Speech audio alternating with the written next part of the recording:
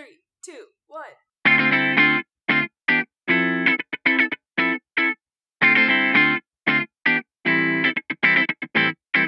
Hello, everybody, and welcome back to The Tea with Crema. My name is Chris. I'll be one of your hosts today, and I'm joined in Japan by my best friend, Emma. Go, best friend, go, best friend, go. Go, best friend, go, best friend, go. Oh my gosh, I truly almost forgot how to introduce the podcast. It's I am out of practice. I was struggling to find them words, but it's okay. What's our name again? What the trio?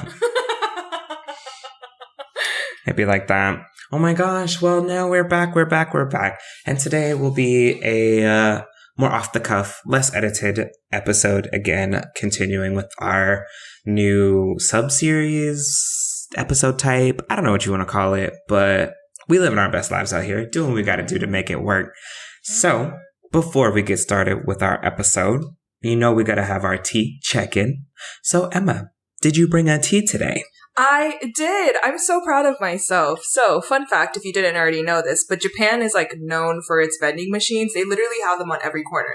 Outside of my apartment, I have 3 different vending machines. And so when I thought we were going to be recording, I was like, you know what, let me just run down there because I also hurt my foot. So I was like, let me go just to the vending machine instead of going all the way to Family Mart. But I found a tea, and it was made by this company called Tea's Tea.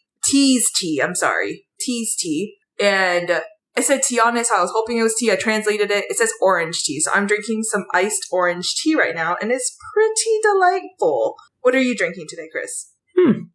Isn't Japan also just known for their hot teas? So it's real interesting that you ain't never got no teas, but you in Japan. But you know, I also don't have a kettle. I just barely got myself a pan. So woohoo! One pan, just one pan, one pan. Just one. She's our one pan friend right now. Yep. One pound, one pan, one happy family. Oh my gosh, no. So today I'm drinking Mustang green tea by Tea Leaf. And the description kind of oversells it, I'm not gonna lie. Aww. It's described as a flavorful pearl green grown organically in Nepal at high altitudes with a bunch of other stuff. Wow. What does it taste like? Green tea. Does it taste like Matsumoto Yama? Yamamoto Yama? It doesn't. It just tastes like green tea, maybe a little roasty, but not, I don't know, for artisanal green tea grown in Nepal organically at high altitudes and rich soil and mountain air. I was expecting to be transported to a different place. And I just, at this point, might as well just open a packet of H-E-B green tea. Ooh, he said. I'm just saying. That makes me question, though, that if you were to go to Nepal and have this high altitude tea, would you be unimpressed? Could you imagine? Or maybe it's the packaging. I don't know. We're not in Nepal. Who knows what happened? Maybe when it got transported, it lost a little bit of flavor. That's what we're thinking. I don't know. But in any case, it'd be like that. So today, on our episode, our focus is going to be on spooky season. Spooky season. Woo! So, it's really, I think it is spooky season, first of all. But this is that first kind of holiday in the mad dash to get to Easter. I truly feel like it's really you're just going nonstop holidays from now until Easter. Yeah, I think Halloween really does kick it off because it's October and then it just November, December, and then January. It kind of slows down in February. And then you have Valentine's Day. What is wrong with you? That's true. And then I think it's hard too because my anniversary is around this time. Christmas is around this time. Isaac's birthday is around this time. So it's all the things pop up. Basically, there's a lot going on. No money by this time of the year. When I tell you, from Halloween up until Easter, it's a struggle. Yeah. Talking about, I'm saving up for summer. No, I'm not. I'm saving up to get everyone their presents. Yeah. And then Chris's birthday is also in November as well, too. So it's right after Halloween. So we have that coming up. So it's honestly when I think about it, it's Chris season, starts it off, and then my birthday ends it. Truly. It's literally just Halloween, my birthday, Thanksgiving, Christmas, New Year's. what's that other one? Valentine's Day, spring break, Easter. Yeah. Exactly. You're just going. It's fine. And then all of a sudden you're like, oh, summer body time. But I'm fat because I was eating candy from October to February. Non-stop. So rude. I hate it. Non-stop. But speaking of the entry into spooky season, Halloween, first and foremost, do you even celebrate Halloween? Like, I know Halloween's kind of one of those ones where people are very quick to be like, oh no, I don't actually celebrate Halloween. I don't start my holiday season until Thanksgiving. Wow. I don't need those people in my life. Just kidding. No, growing up, we definitely did. We went all out. Like my mom would decorate the whole house. Like we had the lights, we had the jack-o'-lanterns, we had all the things. And then as I started to get older, college was this is the most poppin' time in college because it's also the kickoff to party season, right? Theme parties, costume parties. So and then when I moved to Texas, because we don't have any little kids in our house too, so it's not as fun. But my mom used to make our costumes. She was that mom that would whatever we wanted to be, that's what she would make. And she made high quality costumes too. So yeah, so I haven't recently been celebrating, but now being in Japan, Halloween is a really big deal, I guess. The decorations are going up mid-September and everyone's it's almost Halloween. And I was wait, y'all are into it like us? Wait, yeah, no, they're into it. So it kind of is I don't know, lighting a fire in me that I'm oh yeah, we about to get in there. It's about to go down. How do you normally, because I guess you and I have never really celebrated Halloween together. Because again, as an adult, it's not as fun. Without children. Yeah. It's a little odd. I don't know. I'm also, so y'all celebrate Halloween even as a Mormon household? Yeah. So, I mean, there are because I do know that there's, people of the Christian belief who don't celebrate Halloween because it's a, pagan, heathen holiday. No, but yeah, I mean, Mormons love making their own stuff, so this was very much niche for us.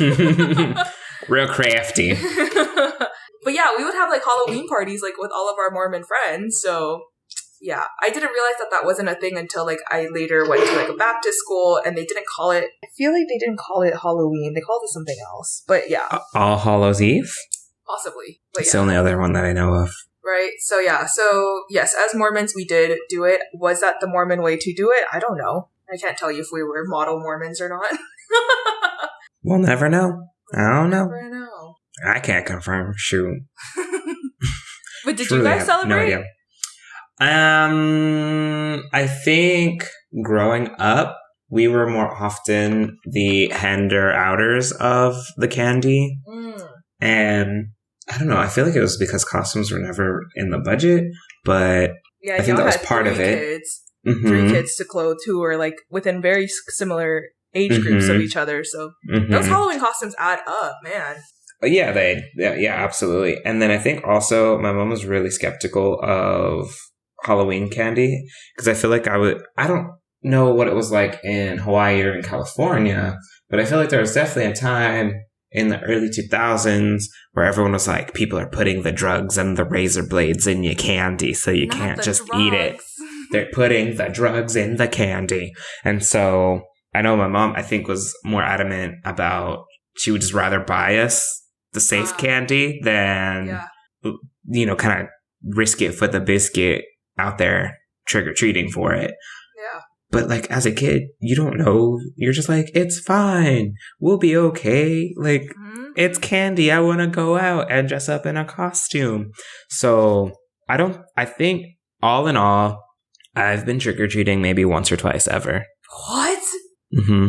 That is wild. No, but that makes sense though. Yeah. I do recall that scare in people were injecting things in the candies and blah, blah, blah, blah. But we used to go trick-or-treating every single year. And it was in Hawaii because my sister and I were kind of on the younger end of our cousins. So I was maybe, 5 or 6 and my cousins were in high school juniors and seniors. And so I think part of it was their time to be able to go out with us.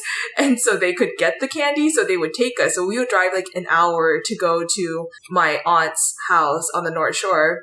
And all of our older cousins would take us. But also it was so fun because our cousins, since they were a lot older, they knew how strict my dad was. And my dad was the type that we could literally pick 3 candies and then we had to give the rest away.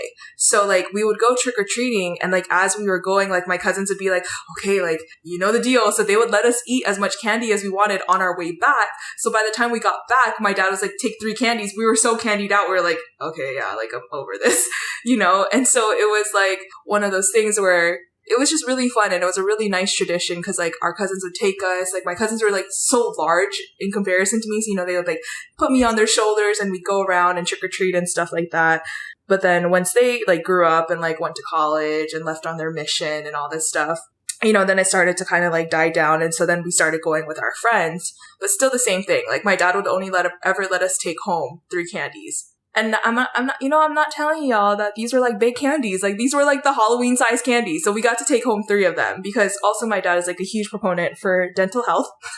So he was always like, y'all can only have 3 pieces of candy. Little did he know we were eating candy the entire night. So it was fine. Which is also just really funny because it's not like you were always eating that much candy. Yeah. It was just it's a little season. I don't know. I don't have kids. It's one night. You know, at most 1 week of like leftover candy. Exactly. But I don't know. I ain't got kids. Maybe cavities happen in a week. I don't know the science behind cavities. Mouths freak me out anyway. But yeah, and then it's like one of those things too where like you have all this candy. And I remember one of my friend's moms, she was a teacher. So she would like, they would go trick-or-treating just so that the mom would have candy to give the kids. For students afterward, you know? So it's like one of those things too. I'm out here. I am that kid. I am that teacher who goes out after Halloween to go get the 50% off candy and is still using Halloween. I love it. It's so affordable. Like Target has it, CVS, Walgreens. Walmart. You just hit that 50% off, and then you got treats for at least a month. It'll take you to at least Christmas with your kids. You know, at least. And then when Christmas goes around, then you just keep doing it. So are my candies off season? Yes. Yes, they are. But are they candies? Yes. Do the kids still eat it? Yes, they do. Because I'm still sitting there eating it as I'm like passing it out. I'm just like, yes, I will have this Kit Kat from October. Thank you very much. Yes. Not mad about it. What is your favorite? What is your favorite like Halloween candy, or like candy in general? I guess if it comes out during Halloween, even better. I know I don't like candy corn. I dislike it less now than when I was little, but it's still not something that I'm actively like, let me buy some candy corn. I just, and that's not it. I know sometimes they come up with like the Halloween Peeps. Not about that life. I don't like Peeps during any season. Yeah, even during Easter. Even during the Christ season, they're not good. I don't like the Peeps. I think, honestly, I just like how small and fun size the candy is during Halloween. Because I feel like you could just get the itty bitty little tiny pieces so that I don't feel as bad when I'm eating 50 little itty bitty tiny pieces when I could have just had 1 bar and it probably would have been actually less. I'm like, no, I just had 50 little pieces. It's fine. So I just like how small it comes in. I don't really have like a favorite. I don't like hard candies overall. So it's really just like the little itty bitty little chocolates. Yeah, that's true. It's so funny because but you have to think about it, right? It took energy to open up the package. So you're burning some calories before you eat it. You know, that's how I justify it. And it's just a little itty bitty little tiny one. Yeah. I hate candy corn though. I don't know anyone who like personally loves candy corn, but that's a no for me, dog. That is disgusting. And if you're listening to the podcast right now and you do like candy corn, don't at me because I don't even want to know. We don't even keep that to yourself. It's a secret. We don't have to tell anybody. You just keep that sitting. My favorite candy is I also like the mini candies, but my favorite mini candy is the cookies and cream from Hershey. Oh, it hit every time, man. It does not miss. Does not miss. So if anyone would like to send me some Hershey's cookies and cream to Japan, because they don't make that here, please send it to me. But don't they have all the Kit Kats in Japan? Kit Kat's like a big Japan thing. All the Kit Kats, yeah. So then October break is coming up. And so my friend and I are about to go to the Kit Kat, like, Kit Kattery? Is that what it's called? I don't know. I don't know, but it's like a big thing. Yeah, like you can like make your own Kit Kat. So we're about to do that during October break. I will post pictures on the podcast when we do it. That sounds so exciting. I remember, I don't know why, there are just a lot of flavors available in Japan of Kit Kat specifically that you cannot get anywhere else. I do enjoy Kit Kats. They're a little crispy. They got a little chocolate to them. The white chocolate ones are pretty good. And that's about as adventurous as I get with Kit Kats, actually. Yeah, they're like, and they even, like, Kit Kats are such a big thing. They even make sake, which is the rice wine. Like, they make Kit Kat sake.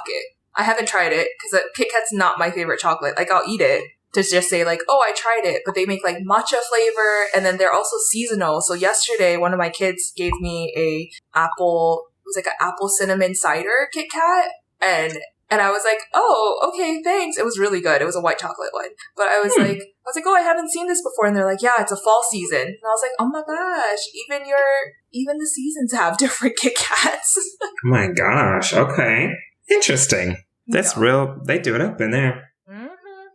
My gosh. Do you have favorite Halloween memories?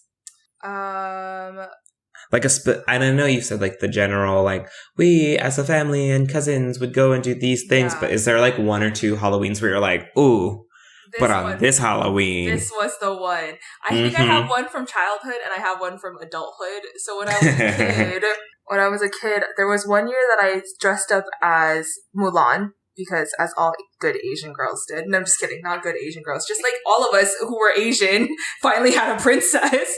So I dressed up as Mulan. And I remember my cousins were helping me to get ready. And this was the first time I had ever seen anyone flatten hair with an iron. Not a flat iron, a literal iron. Like their hair, not a wig? Their hair. Oh my god. I had cousins, this just tells you, like, early 90s. Late 90s. I had cousins who were, like, getting ready to go out with us.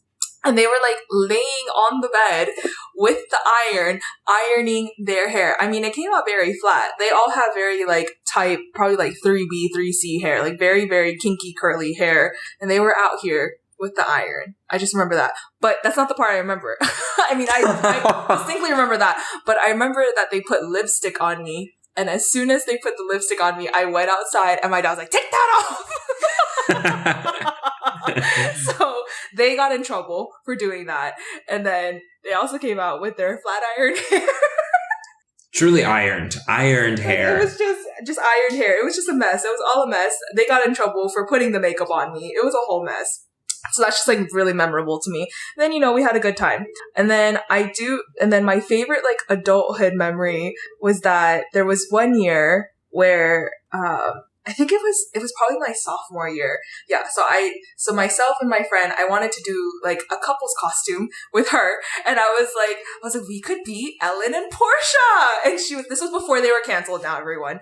And so she was like, no, we are not doing that. Anyway, we ended up doing a whole different costume, had a really good night. I just remember getting really super drunk, as one does on Halloween in college. And then I think that might have been the time that I called my mom the next day. And I was like, I'm so hungover. Please come take care of me. So my mom drove an hour to come see me, take me out for pho, buy me groceries, and send me on my way. And I remember texting my sister and I was like, oh my God, mom had to take me out. I was so hungover, da-da-da-da-da. And my sister was like, she's like, if I ever did that, all I would get is a lecture. Wasn't getting no groceries. You got groceries. Wasn't getting no dinner. Wasn't getting nothing. Just yelled at. So. Oh my gosh. I know. Wow. Out here wildin'. What is your favorite Halloween memory? I can't say that I didn't really go out and do much of the stuff when I was little. So I guess the big memories that I have are from, I think there were 2 Halloweens in college. Like, they were consecutive years, and they were memorable for different reasons. Oh, no. So, like, the first year, I went to a party, and it was a really fun party. So, like, just seeing people and being around people, which, again, is not usually, like, my thing at all. And so I just enjoyed it. And then the second one was really fun because I went with a group of friends, and we, like, Mean Girls costumed it. So I just enjoyed how much effort we put into our costumes that year. And then I think we had to go, I don't know, the parties that we tried to go to weren't all that great, if I remember correctly. And so I think we ended up being, like, really chill, or we ended up going to a bunch of different places. I don't know. But those are the 2 that stand out. I think it rained one year. I dressed up both of those times. And then I think Because Texas Halloweens are really hard to plan a costume for. Yes. Because weather. I've had very frigid Halloweens, but then I've also had really hot Halloweens. And I'm not talking like, ew, it was like 80s. No, it was still 90s type Halloween. Oh, so gosh. I think both of those years I got it backwards. So I wore oh no. I wore a cold costume on a hot Halloween, and then I wore a hot costume on a cold Halloween, and I was just like, well, we just gonna have to figure this out and make it work. So oh my gosh. It was wild. We tried. Overall though, I still enjoy like you're just dressing up and it was fun and it was wild. That's Halloween. I like it though. Times were had. Good times were had. Mm-hmm. Our final little question though. Do you have a favorite spooky season movie? Oh, yeah, and I did ask this on our page too. Gosh, spooky season movie. Oh yes, the Halloween Towns. Those are like, I love those movies. Like solid Halloween movies. They're on Disney Plus now, I think. But yeah, Halloween Town 1 and 2, amazing. Whichever Halloween Town that they changed Marnie, she deserved better. That's the one I refuse to watch. I'm sure that whoever it was did a great job. I did watch it once and I was like, where the heck is Marnie? Because that's not her. Mm-hmm. What about you? What's your favorite spooky season movie? I think it's Hocus Pocus. Good one. It still scares me. It's one of those movies that scare me. Yeah. That's a solid Notice one. how neither of us said horror movies. That's just not... It's not our genre. If that's what y'all thought we were going to say, I haven't seen any scary Halloween movie ever. So, yeah, it's Hocus Pocus. Like, that's about as scary as it's going to get. Hocus Pocus is as spooky as I get. Like, that is... Things I am not about to do, watch a movie where I have to, like, be scared to open the door. Yeah, no. Not about that life. So, no. I don't know. Maybe this year, I don't know what your Halloween plans are. I don't know what they do in Japan, but maybe we'll have like somehow with the 14-hour time difference, we'll figure out like a Halloween movie watch party of some sort. That'd be so fun. With all the Kit Kats and candy corns one could eat. Not so candy corn. Just one candy corn. Just one. Just one. Oh my gosh. Well, Emma, it's that time for our... Rapid Fire Question! Bum, bum, bum, bum! Woohoo! Do you have your question ready? I do. My question is, what is the last book that you read? Oh, I just finished it too. What was it? Unmemorable, apparently. No, I did enjoy it. I just can't remember. I've gotten better at reading more often, and so sometimes I just forget what I've read. Oh, maybe it was... Oh, I think it was China Rich Girlfriend. The second... Is that the second or third one? That's the second one. I still don't have the third one, but I think that was the most recent one that I finished. Yeah. So China Rich Girlfriend is by the same writer as Crazy Rich Asians. It's the second one in the series. So Chris just finished that.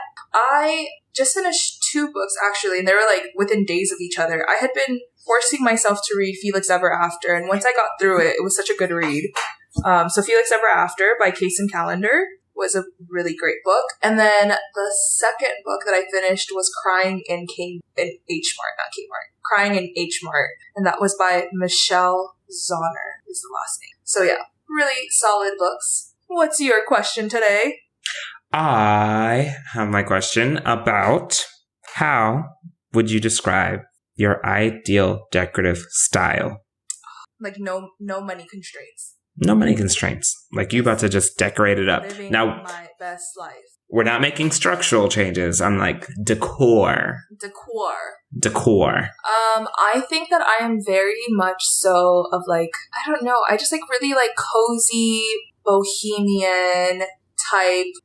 Don't you think that that's my vibe? Oh, non-matching furniture. Yeah, I love that. Like that is my favorite vibe. I love when they're mismatched intentionally. Sometimes my stuff is just mismatched because the budget. Because the budget makes me bohemian, but no, I think that like I really like a cozy, yeah, bohemian, very colorful type things. What about you? I know what yours is, but tell me anyway. First of all, I would describe it as like clean and crisp. But also, like they're like the color's there, but it's like even more intentional than like just like splashes of color. And very like bright, intentional splashes of color. Yeah. Things you're not gonna hear me like questioning. Oh, should I go with like different shades of beige or cream or white? Like, no. It's all white, black, gray, and then boom, there's red. Boom, yellow. There's teal. Boom, there's yellow. So it's just like, it's very clean and crisp. Yeah. And the color, like, because the color is so, it just draws your eye. You're like, man, that's a piece. That's the one. Wow, it really draws your eye to it. So, I'm just thinking things like the yellow armchair that I have. I'm just like, it's the only yellow thing. Mm-hmm. I also think that you're very, like, modern. Like, that would be your, like, it's a very modern look, too. Like, very clean line. It's, like, very linear, like, lines, but they're, like, sharp, clean, you know? Mm-hmm. You're a very glass on metal person. Mm-hmm. I like the woods. That's me. Oh, my gosh. Well, Emma, where can people find the podcast? Let me not mess this up this time. You can find our podcast on Instagram and Twitter at The Tea with Crema. You can also find us on Venmo if you'd like to buy me a hot tea kettle. Just kidding. On at The Tea with Crema. You can also find us on Apple, Spotify, Stitcher, and anywhere else you can stream your podcast. We'll see you